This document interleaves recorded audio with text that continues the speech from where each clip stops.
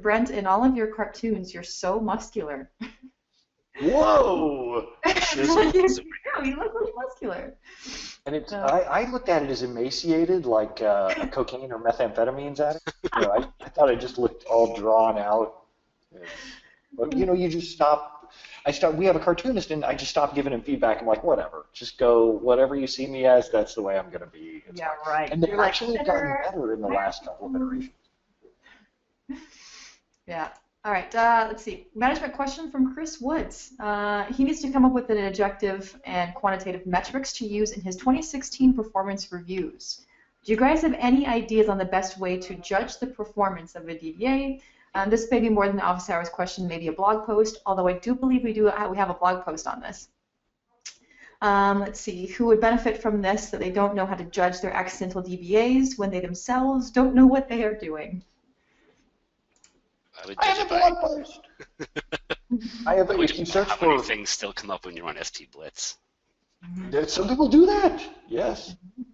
If you search for how to manage DBAs, Brent Ozar, I actually have a 2-part or 3-part blog part series on it, showing how to measure and monitor DBAs and how to give them, you know, how to know when they're doing a good job versus a bad job. So search for how do you measure. Oh, really? My daughter says it's raining and she was jumping in puddles. Oh, that's really cute. Oh. Let's see here. Question from Gordon.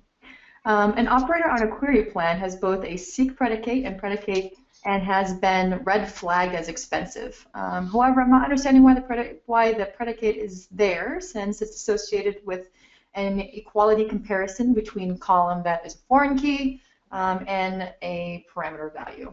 From Gordon Finley. Let me read that. Man, this is kind of long, Gordon. It's going to be kind of tough to see without the query plans. What I would honestly do is follow in one of these slides. We're going to have a slide that says for long questions, post to dba.stackexchange.com. Include the plan, because my guess is there's multiple seek predicates inside there, or some seek predicates and regular predicates.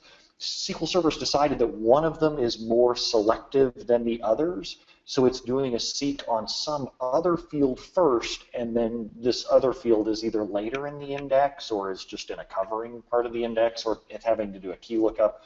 But there's probably multiple fields in the where clause, which is what gets me thinking. Or multiple join predicates. Yeah. Yeah. There's actually something cool that just came out in Service Pack 3 for 2012 could give you a little bit of X-ray specs on this. There is a new tooltip in the XML for Service Pack 3 of 2012. It's also in 2016 3.1, coming soon to 2014, I guess, where it will tell you the actual amount of rows that the seek or scan operator read before, like, after applying the filter. So it's like, if you can see sometimes where, like, even if you do a seek, you still read every page in the index. I have a blog post coming up about that I'm sad isn't out yet now. Brent. That'll hit next week. Yeah. Yes. Speaking of blog posts, how do we come up with topics to blog about? You guys. That's a good question for you, Eric. So how'd you come up with the idea for that blog post? It was a new feature that interested me, so I wrote about it, hopefully before anyone else did. But no, most of the time I think back to stuff that confused me when I was learning about things, or just about stuff that I run into, like if clients have persistent questions about things. Like if a client asks about it, like if I have more than one client who asks about something, I'll usually blog about something. That's why a lot of the stuff about filtered indexes comes up, because a lot of people don't use them, a lot of people don't know about them, and there's a lot of cool things you can do with them if you use them right. Yeah, we usually block off at least a day, well, at least I try to anyways, for our consultants to share some of the knowledge that they learn from the SQL Critical Cares. So you're going to come from that? A lot in chat rooms, people will say, I have a question on something, or the customer has a question on something, and we'll just jump in and be like, oh my God, that's a great blog post. Here's 5 other things that mystified me, when I was looking at SQL Server. And now I vaguely know the answer, or I got to go run an experiment to get the answer. Like the highly unpopular post I wrote about trace flag 2330 was just because a client had it turned on and I like had no idea that they were missing index requests. And it was like, Do we we have need a to get backlog? those. We have a backlog of blog posts? We do. We're out about 3 weeks right now. Oh, that's good. Yep. We tend to, what we do is we schedule them all for December of the next year, and then every Friday I go through and pick out the blog posts, trying to mix them all between all the team members for the next week, and I email all the consultants and just say, here you go, here's the list of what's coming out when, so they know roughly what to expect through the week. Makes sense. All right, we have Ben Benozar. Who is that? Do we know this guy? No idea. Let's see. What are some good ways to try and diagnose the error unable to generate SSPI context? I actually have bookmarks on this because I had to run it a few times. I have set SPNs before. Usually it's that it happens. It used to happen to me a lot when when a node would fail over within a cluster, and it would come back and like it would get over there, like SQL would come up over there and just be like, I don't know. So like you would just have to run like set SPN with like the server name and the port name, and then like run it again with the fully qualified domain name, and it would work. But if you got bookmarks, I do. I threw it in the answers. There was one from Robert Davis. If you search for SSPI, Robert Davis, and SQL University, but I put the link in the questions and answers. It's a great post by Robert Davis, aka SQL Soldier on Twitter, that talks about how you can go through and detect a bad SPN and fix it. Let's see. Question from Bruno. Are there any tools/features for database corruption except DBCC? I mean, features to help repair specifically in cases like clustered indexes. Doesn't Apex make something? I think Apex does, and Kroll tools too. I think. Yeah. Kroll on track. But we don't. We're one of those shops that we don't touch corruption with a 10-foot pole. Like the instant you get corruption, you should immediately call Microsoft. Do not pass go. Do not acknowledge. If you go to brentozar.com/go/corruption, we've linked to a great blog post by Gail Shaw out of South Africa that explains what you should do in order. But you've hit the point where you said clustered indexes. Holy cow! Danger, nasty territory. Call Microsoft and. Yeah, especially if it happened because of that online rebuild bug. Just make them pay. Nasty. Let's see. Who wants to briefly explain how indexes get fragmented? Is there a brief explanation? Yes! So think of the phone book. You remember the white pages of the phone book that your grandfather had on top of the refrigerator and he never used it for anything except for like he would tear out pages to start fire in the barbecue? Mm-hmm. So think about the white pages of the phone book, and that's your database. That's actually how data can be laid out, index based on last name and first name. What happens if someone new moves into your city? There's not enough space left on the page.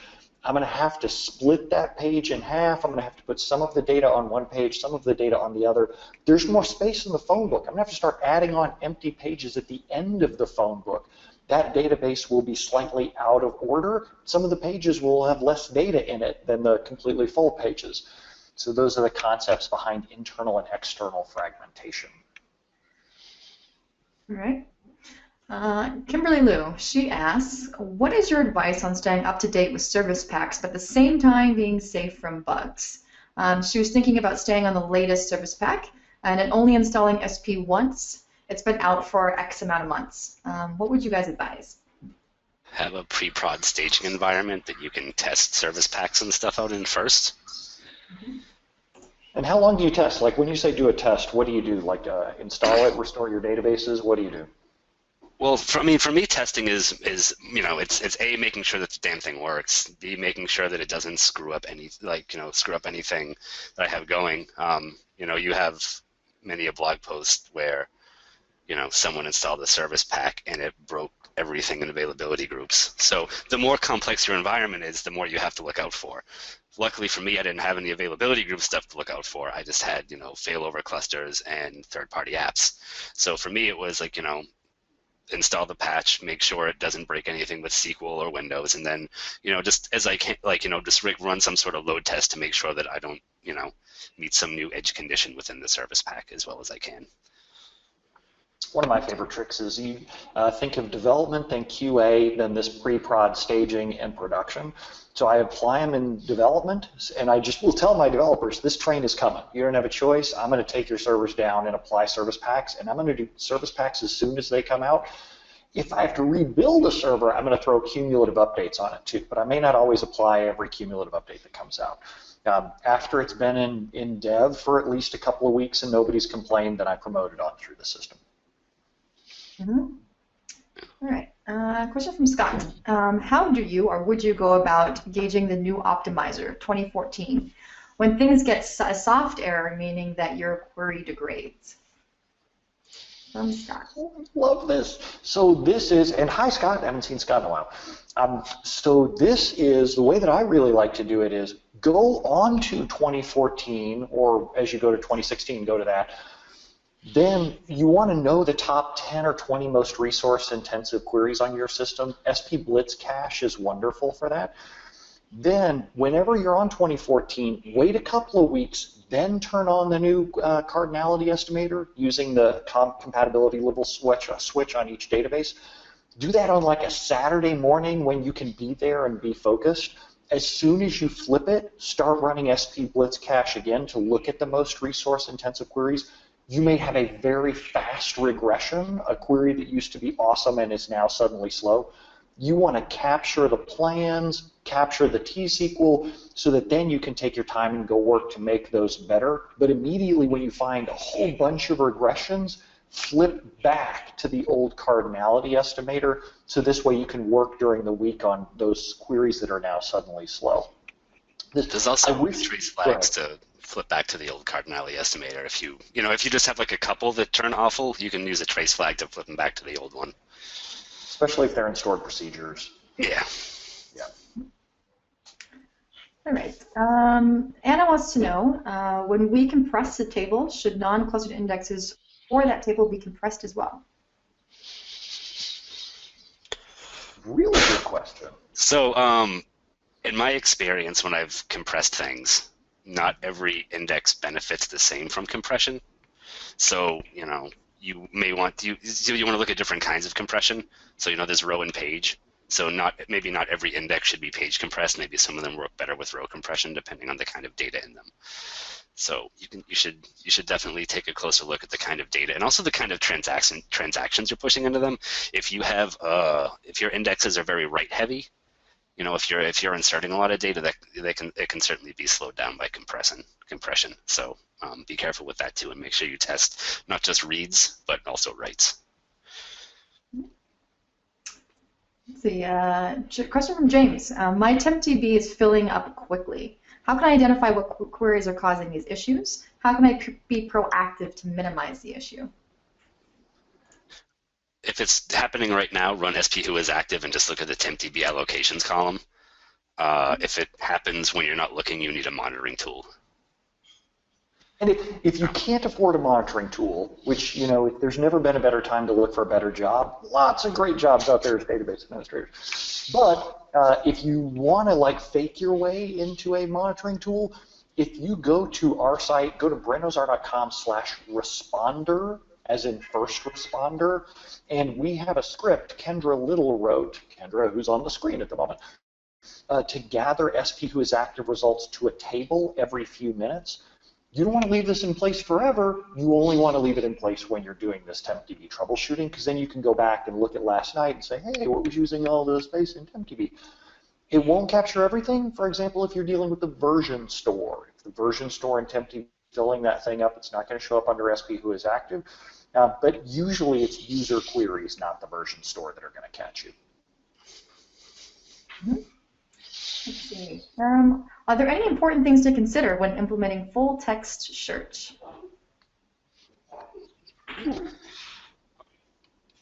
That's a great question. I don't know if I'm allowed to talk about what I know about full-text search at the I don't moment. think you are allowed. Well, if you talk about it in terms of just full-text search as a feature, you can talk about that. Yeah, I guess, I mean, usability is more what I'd be concerned with, like, making sure that users know how to, actually use the full-text search would be something for me. I've seen people get very confused with how they're actually hitting the full-text catalogs, and hitting them they're just hitting columns, because we would tell people, okay, these columns are now part of the full text catalog, feel free to query them with full text searches, but they would continue to query them with SQL searches, which sort of negated the whole process of adding everything to the full text catalog.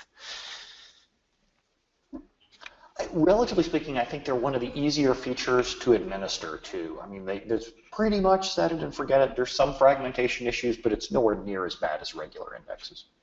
Yeah. What I've seen is that rebuilding full text catalogs didn't have nearly the same performance fixing things that regular index maintenance provided. Let's see. Question from Anish. Can I drop a column from transactional replication without actually dropping it from the table? I have done Zippo with transactional replication, so I couldn't tell you. It sounds like something that should be droppable. I don't know if you'd have to drop the article and recreate it with one less column, or if you could just drop the column. I've never. God, I know. If I remember right, this has been so long since you could hand edit the triggers that fire with transactional replication. You could try dropping it that way. I'm not a big fan of touching that either. Yeah, you got me there. This is a great example of what I would post at Stack Exchange. Go to dba.stackexchange.com, because transactional replication is one of those things that's been out there forever. There's a ton of people using it. We're just not those people. Mm-hmm. All right, we have a quick question on our scripts on SP who is active. Can I check the number of log records generated by each query using SP active? This person wants to know which queries are filling up my user DB log files. Now, just to be fair, SP Who is Active is not our script. This is actually written by Adam Mechanic, who's a brilliant MVP out of the Boston area. Nice guy, wonderful drinking partner, knows more about alcohol, has forgotten more about alcohol than I will ever. I just follow him around, and I'm like, whatever he's having, I'm going to have some of that. Ideally, he's paying. Especially if he's that paying. doesn't always happen. Yes. But does it tell log rights? No. There is a rights column, but that's going to be any kind of rights, not log file rights, so unfortunately. Let's see. From Larry, what methods of connection encryption, not database, are available, and which do you prefer? I go to Amazon and I buy the book Securing SQL Server by Denny Cherry. I have this book. I don't actually have this book anymore because I moved departments and I threw all my books away. But if I did care about that, I would buy Securing SQL Server by Denny Cherry. It actually is an enjoyable read, and I'm not saying that just as a poke at Denny. I'm saying that out of security is a hard thing to make livable, and he makes security readable and fun. So I would go that way. Highly recommended. 2 thumbs up. Cool. Let's move on. Question from Bruno. Is table diff, I don't know if I'm saying that right, the best tool to compare tables to see if they are equal and have the same results? Alternative except joints, except operators. I don't know that last sentence. I think he's just looking to compare data in tables. I've used Redgate SQL Compare to do that. It does a magnificent job, and really nothing wrong with it. It's much easier than trying to homebrew something. It looks, and tells you things. It's nice. I like it. It's scriptable. It's been out for forever. It's really supported. Yeah. That's really good. Let's see. How does SQL Server truncate the log in a simple recovery model? I believe that's the question. Looks like a statement. Oh, we need a whiteboard and a pen. Eric, you want to try explaining You can this just out? write on my forehead. It gets bigger every year. So this is tricky. So if you begin a transaction, let's say you just open your SSMS, you type begin tran, you update some stuff, and you walk away for a while. Think of the log file as a big long thing coming across my entire screen. You did a begin transaction. SQL Server needs to keep all of the log file in use, all of it active, until you either commit your transaction or roll it back. So if people are doing inserts, updates, and deletes, all that is hot in the log file. Until when the oldest running transaction is committed or rolled back, whenever SQL Server doesn't need the oldest virtual log files inside there, those are marked as available for reuse. SQL Server never really truncates the whole log, it just marks VLFs as available for reuse, saying, okay, that beginning part of the file, it's available to write over now. Otherwise, if the whole thing fills up, it's all active because somebody has a transaction open, for example. That's when SQL Server will start growing out that transaction log file. But when simple recovery, isn't there something with the log hits 70% fullness, the checkpoint will come and clear out transactions, or does it not count if you have begin tran running? If you have begin tran running, it's going to keep the whole thing open. Yeah. Oh, okay, never mind.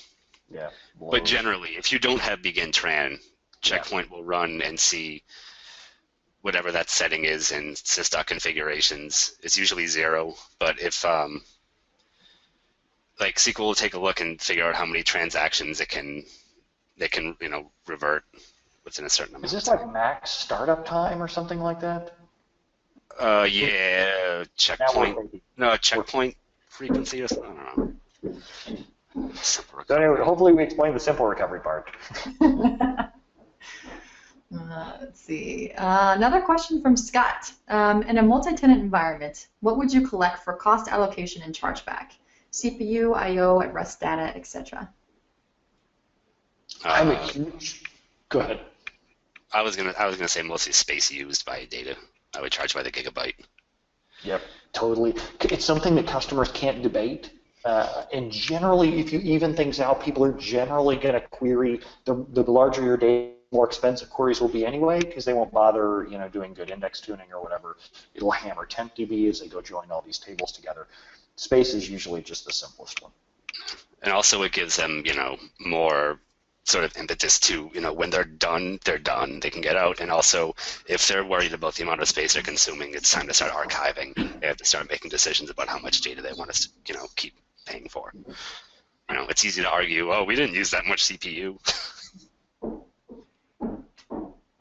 All right, let's see. What should I do to free up disk space on Mount Point after dropping a few tables from the database? Nothing. Leave it alone.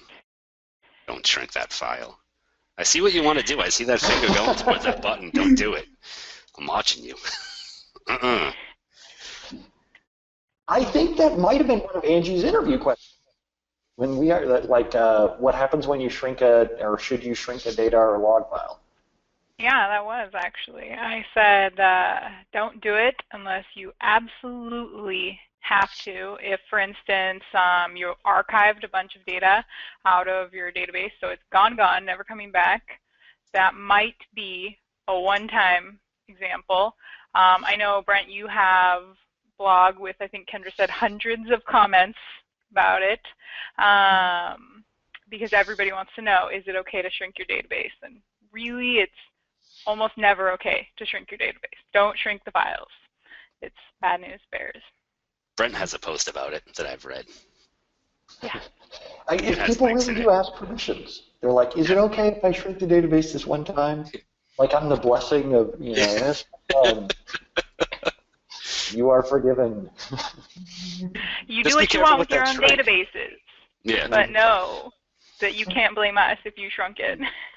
You also have to be careful with that shrink, because the next time you go and rebuild indexes, you might go and blow up a whole bunch more space. Pull it right down again. Let's see, question from Nanish. What minimum permission should be given to a user who needs rights to edit non-owned SQL jobs? I see MSDB roles only allows editing of owned jobs only. I'm a fan of, So normally you have your production server. You also probably have a disaster recovery server somewhere else. And if I'm changing jobs, I really want them to be the same in both places. Because of that, I really don't want anybody other than the DBA changing those jobs. If you have jobs that need to change all the time, they're frequently like application code in there that's doing all kinds of work, it's actually an application server, in which point I will give them their own standard edition instance with their own agent to go run whatever agent jobs that they want, because they can run jobs against other servers or do linked server calls. I'm like, if you're going to treat agent as an application server, I've been meaning to write a blog post about this forever. Here's your server. I'm not going to back it up. It's up to you to figure out how you're going to copy those jobs from one place to another. But you will not be in a position where you can break jobs on the production server that are like infrastructure related. Mm-hmm. Back to the shrinking conversation. Damien asks, what about shrinking on a development environment? Oh, who cares? Yeah? Is performance a problem in development? No. Yeah. You don't listen to the developer scream, right? You have the headphones on and you deal with it. Yeah. The thing where I usually hear with that is people will restore production onto a dev instance and they immediately want to shrink it for some reason. But I'm like, look, if you're doing the restore every day or every week and copying the data over, what's the point of shrinking? All you're doing is fragmenting that database and you're making performance worse. Just leave it there. What do you need the extra space for? Well, I might need it to keep my MP3 collection. How about you put your MP3 collection on a different server and leave this one for database? I think there's a good, I forget, it actually might be correctly attributed to you, Brent. Is there a good quote that unless your bonus is based on free drive space, then do not shrink files. Yeah. Great post, Brent. Thank you. I think they'd also followed up with whether or not how expensive drive space is. It's really not that expensive these days, so just get 10 more gigs or whatever you need. Leave it alone. Grab your sand guy by the hand. Shake him out. What about some alternative options? If you can't shrink, then James asks, how do you make your database smaller? Compression is in theory a good idea. So data compression, the problem is it either requires enterprise edition or developer edition.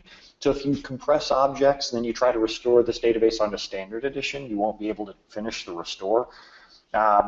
So that, in theory, it also doesn't work for blob objects, so like large off-row data if you're storing binaries in the database.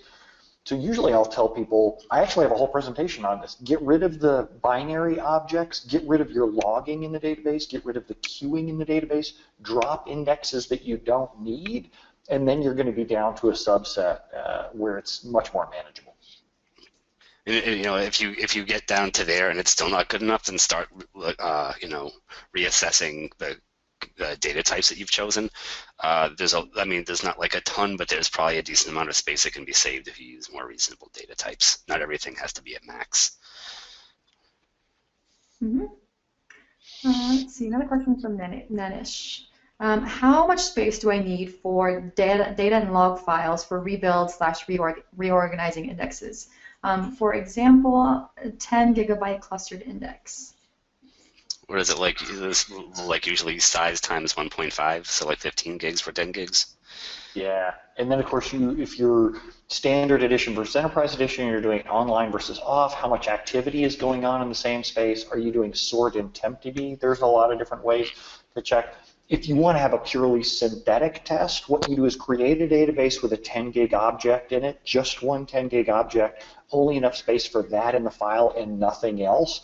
Go do a rebuild of it and watch and see what it does to your database in that environment. Mm-hmm. Have you ever worked on instances that exceeded the number of databases? Is that 32,000 databases? The most I think our record is 10 to 12,000 databases per instance. Because everything breaks at that scale. You can't open the list of databases in an SSMS. You can't run log shipping. You can't run conventional database backup jobs. You have to hard code your own jobs that loop through multiple databases at the same time. So usually by even the time you hit 1,000 databases per instance, you want to start figuring out how you're going to split those things out across multiple instances. I've worked on a couple, excessive clown car servers where, users would create databases for every new object they were working on. So there would just be like 3,000 or 4,000 databases on them at a time, and it was just like, there was no good way to manage all the stuff that you had to do to maintain a server with that many databases on it. You just had to like pray that everything worked right. Like Brent said, there would be like, jobs that would loop through, get a list of databases, do the backups, and even that was just horribly time consuming and aggravating. It's like, oof. Yeah. MSDB grows out of control because it's tracking lists of every backup you've done. Yeah. Sounds ugly. It's a question from David Potter. Did you know a way to lock tables? Oh man, for SSIS. And force other access to wait until the package completes. Tab lock. Should be the tab lock would do it, right? With, I think tab lock or tab lock X. Mm-hmm. Tab lock X is exclusive, right, I think? Yeah. Yeah. What's SP get app lock? Oh, God. Yeah. That one coming. I like the tab lock. Let's go with the tab lock. Yeah, stick with tab lock. Because a lot of people forget that they have to run SP release app lock afterwards. Some people who won't go names. Brent, are you going to be painting your background there blue? I can't see you, but are you going to be painting it that color? We had a big argument in our house because I painted the last back wall chroma key blue to make it much easier to do chroma keying in videos to just make my thing disappear. Uh-oh. Can you hear me? Oh, no, I heard. Oh, and so we got rid of that. And when we moved to the new apartment, my wife was like, that's not acceptable. It's just too hard to cover over. And I'm like, well, what if we hire a professional painter to come in afterwards and paint the wall over? And he did. So today is actually the day where we're going to go look at the old apartment and see how good the paint job was. If the paint worked and just made my entire blue wall go back to white, then we're going to paint this one white as well. Or paint this one blue, Paint this one blue. Yeah. I guess you can always get like a big blue, like, cardboard piece behind you too. I guess there's we talked about wood, canvas. The problem is it has to be dead even with no wrinkles. And then if it's like a giant piece of wood or cardboard, I got to put it away at some point. Like when I want to clean it or if I want to hang pictures on the wall. So. You just get like a Murphy bed.